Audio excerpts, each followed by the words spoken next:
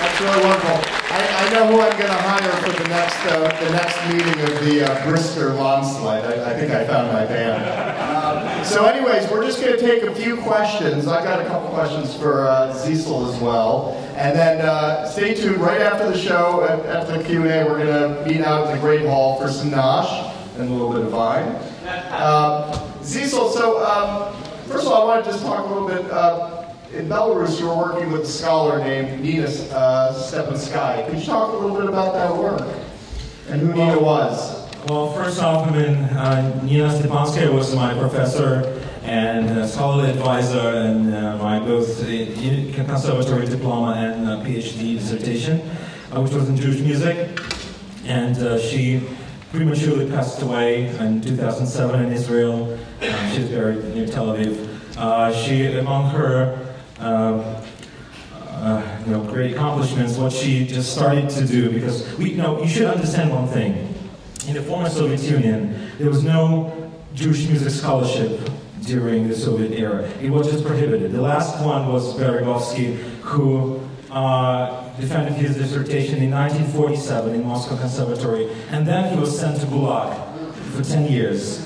Right? He came back completely destroyed, devastated, and he died soon thereafter in 1961. That was the end of Jewish ethnography. And Sofia Magid, who was collecting also the Jewish folklore and along with other folklore traditions, died even early in 1955. And her collection is underappreciated even until today. So we all came from this side of ignorance and lack of knowledge. And we all, although despite the roles of teacher and student, we're all learning together as we were going to the field, as we were going to archives, as we were learning Yiddish, which we did not inherit, which our parents and grandparents were fiercely hiding from us. And just like here in America, as a secret language, if they were so lucky to be hiding it, because my parents and my father doesn't know Yiddish at all, and my mother had passive Yiddish. So Nina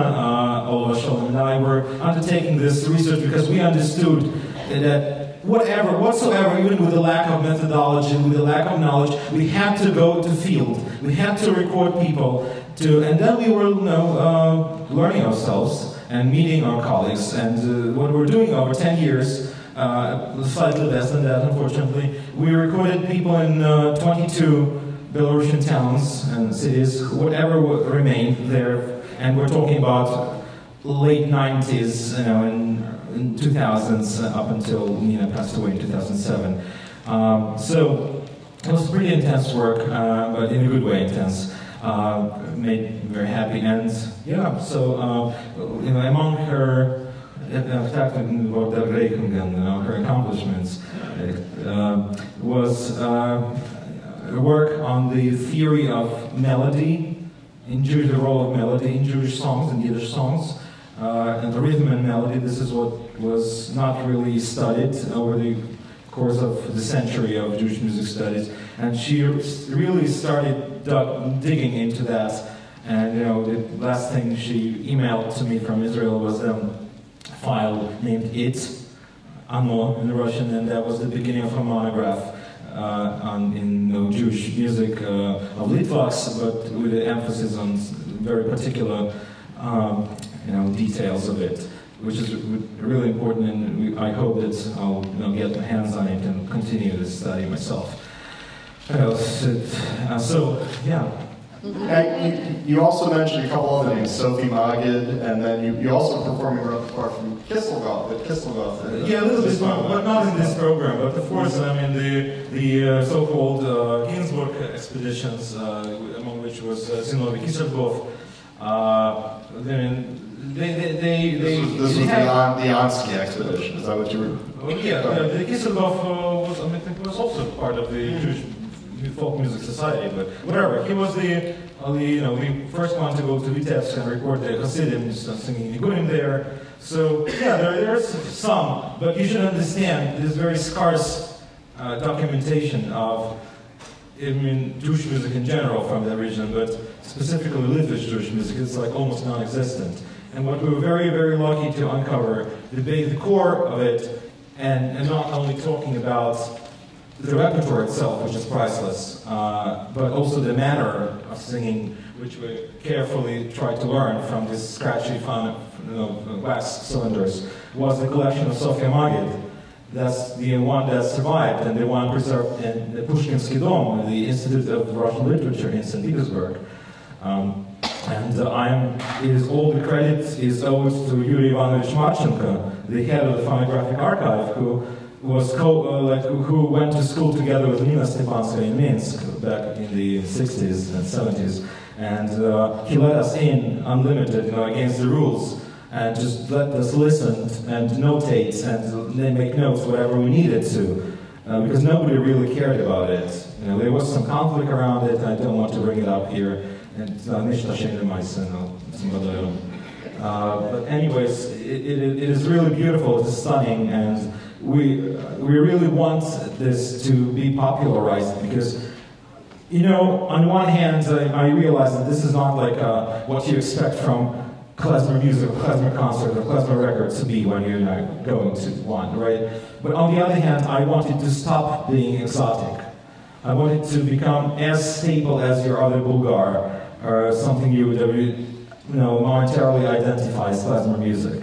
Because this is what they were recording here, all the notable players like Shlomo Beckerman, Natula Brandwein, and Dave Terrace, and all known and much respected names. But this is not the whole story, right? And this is the whole other original tradition. Like, with the group Muzikash uncovered the whole Transylvanian Jewish tradition, together with the Roma musicians with whom they played on the record together. Beautiful, beautiful record. And also what's Bob Cohen doing together with them in Hungary. And this is, again, I have to underscore, this is the beauty of it. There's no singular, stable, iconic Jewish tradition. I mean, if we want it to breathe and to be alive, it has to be very diverse at every mile or kilometer or yard, or whatever you choose. As we step further, it's changing as the life is different. And as we acknowledge that and we try to dig into that and bring it on stage into the life situation of music making, this concert hall more like academic, or a hipster club in Williamsburg, or whatever, Jewish Museum in Warsaw, or any other venue, just because this music has a universal appeal. It's not about the Jews, really. The Jews are the medium who bring this beauty to the world, and this music is beautiful just by itself. I don't need to say a single word as we're playing in the park at, let's say, Washington Square Park Folk Festival, where we played last year, or Brooklyn Folk Festival. And we're the only klezmer band. Nobody cares. No, we just go up and play, and people appreciate it. And that's the value of this music. And we're very honored that we can play it. That's all. Great. Okay, we have time for a couple questions from the audience. Esther. So Lenny was saying that he finds that music is much richer on I'm sorry? the meters. Meters? Yes. Richer than Yiddish music, the klezmer music we're used to listen from the US. So I was wondering, is it because it has been Americanized, Westernized, or it's really well, I'm not getting. Are you talking about the irregular meters? Jewish music where? Okay. So you're using some of the tunes. We're using irregular meters. Right. Like you had a measure of 5, and then a right. 4, Well, that reflects the real, situation of music making. Yeah, sometimes it is really, it comes from the original specifics. Like that's how Litvish music specifically. A lot of times has irregular times, not 2, not 3, not 4, sometimes it's 5. And sometimes it has no repeats, unlike like Ukrainian or other American, let's talk American, right? It has no regular repeats. It's many times irregular. So as I worked bringing this music to Class Canada a couple years ago and leading the band for Steve Weintraub's dance class, Like Steve had problems with that. Like, for this particular task, I need a repeated, like regular squared thing, right? And so I selected the repetitor for that, but he definitely could appreciate that other kind of dance, So yeah, sometimes it's challenging, but that's what makes it interesting to me. Okay, another question? Yeah, right here. Okay. In the Belarusian song you performed, the word Zhidovka appears about a dozen of times. Хайка Жидовка, yeah. I'm just wondering, is the meaning in Belarusian as derogatory as it is in Russian? Wonderful question, thank you. What's the question? Wonderful, I got it. Wonderful question, let me answer.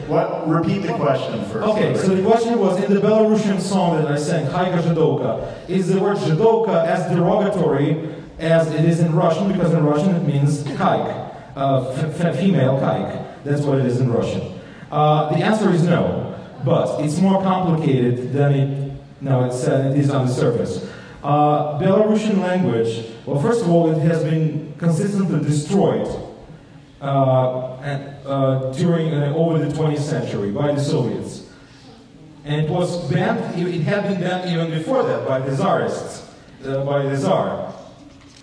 So it's a 200 years of humiliation, of devastation of Belarusian culture. And in the 1920s, when the Soviets came, they banned the word Zhidi, and they they commanded to people to use yaurei, which is like a sort of phonetically Belarusianized word of Russian Yevrei, which does exist in a number of languages, like Romanian Yevrei too. But a lot of Belarusian peasants were sent to Siberia, to the camps, or just, раскулачены, was just all their possessions were taken from them, and they were killed many times just because they used this word. Because that's how they used to call the Jews. How else do they call the Jews? I mean, they didn't know other words.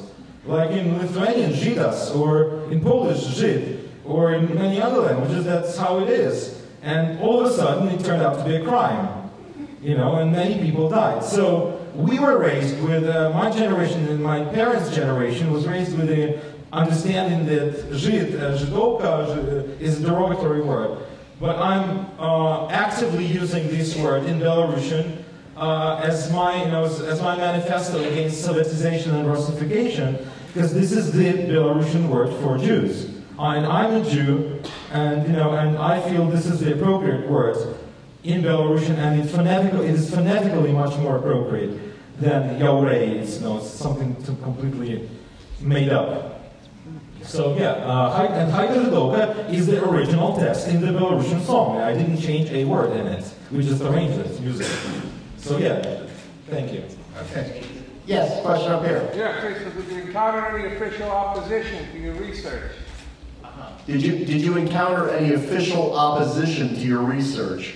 If I did, it was quite informal and hidden and quite mean. Not really. I mean, I had a chance to defend my dissertation in the walls of Belarus State Academy of Music, which was notorious for its anti-Semitism in the days, let's say, when Nina Stepanska went there as a grad student, when she was pointed at the door with the words, "This is for the whites." There was open racism going on there. Yeah. And so I defended a dissertation in Jewish music. Yes, I did feel a lot of anti-Semitic implications from my colleagues, from members of the, the commission, the Supreme Commission, the Academic Commission. But there were also mentioned there, people who stood in defense of that. However small and insignificant my work was, in the larger scale of Jewish music studies, I was just a beginner, and I understood that getting that PhD was not a sign of my great accomplishment, just the beginning of my path there. But, there was Zinaida Mazejka, whom I want to acknowledge, and some people here know her name, and she passed away 2 years ago. She was one of the most outstanding Belarusian scholars, ethnomusicologists, You know, John Blacking, one of the fathers of ethnomusicology, the Irish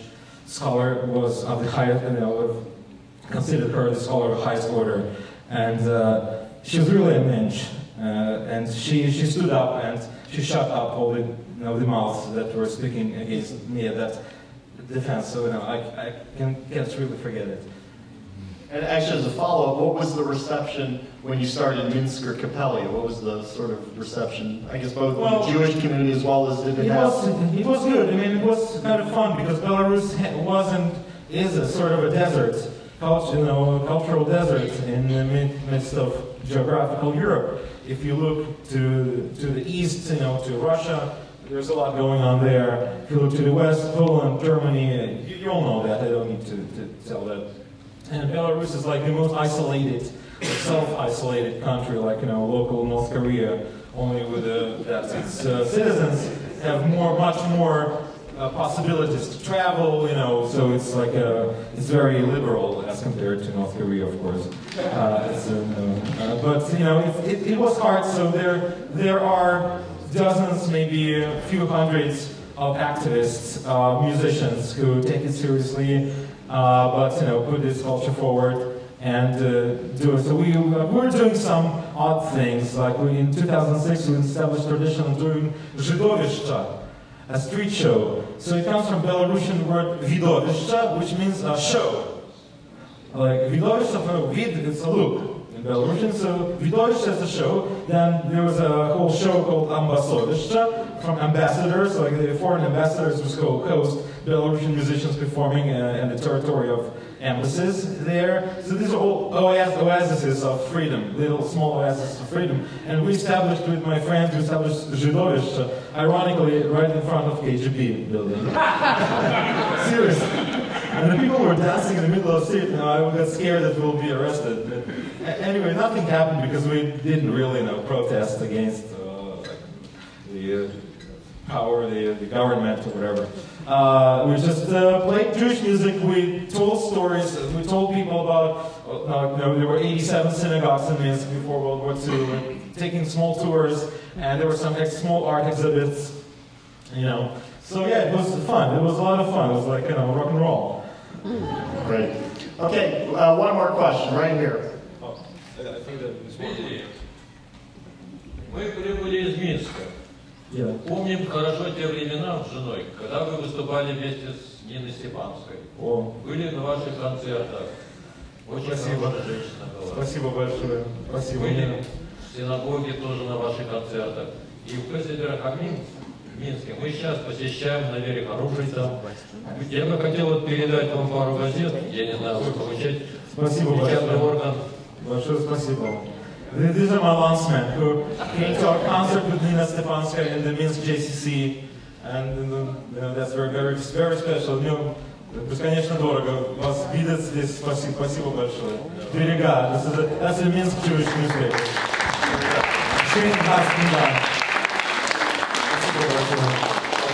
Spasibo. One more question. You want to take one more? Okay. Sir. Yeah. My question is, you were talking about like localisms and the type of localisms in Jewish music, say from areas. My question is, you mentioned before Vilna. How different would the Jewish music of Vilna be from Belarus, or is there? Can you address that? Absolutely. Well, first of all, Vilna is Belarus. Oh, not politically. I'm not. No. It is. It was a Belarusian Polish city, which was handed over to Lithuanian Soviet Socialist Republic by Stalin in 1940.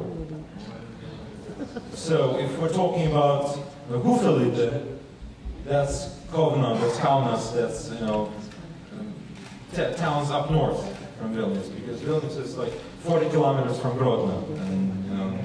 So anyways, by the essence of your question, I cannot answer because there are no known records of Jewish music making there. I went through all known existing Lithuanian archives, historical archives, archive of the literature and art, Literatūra ir Meno archyvas, and whatever, like everything that exists there, including no, the Jewish studies, Yiddish Abteilung in the Nationale Bibliothek there, you know. And there was very sparse mentioning of reference to musicians at all, because that was not a profession. You know, the known Yiddish Gleichwort, the Yiddish saying goes, "Tochter ist es nicht nach Hosen, es ist a klezmer." Daughter, this is not a groom, this is a musician. So on a serious note, nobody would confess in their right minds that they were making music, so statistics were not mentioning that, and ethnomusicologists, ethnographers never made it there. I mean, there's no record. So, of course, there was a lot of, let me put it this way. There was a lot of migration. Already as we were asking people to sing their parents' songs, that means referring to 1920s and 30s or earlier, there was a lot of migration. So I heard clearly some songs that originated in Bessarabia, in Ukraine. They were clearly not local. So they were brought, you know, in the early 20th century. You know, it was not like, you know, prehistoric times. We're not talking about that. There were railways, there were, you know, some communications already by that time. So yes, there was indigenous local material like everywhere else. And there was a klezmer shul in Vilna. There was a klezmer synagogue because there were any, you know, the representatives of any occupation, every profession had their synagogue. There was a klezmer shul. But that's all we know about it, unless, you know, someone discovers a miraculous, you know, treasure trove of wax cylinders somewhere, you know. So that's how it is. Okay, we're going to cut it off there. One more time, let's give it up. Zisl Slepovitch, Litvakus. Okay, we're going to ask now Zisl to make his way to the Great Hall as soon as he can. And if you have more questions, I'll be up there if we got any commenters in the audience from comment Flipovs. You can talk to me in the corner up there. So thanks again.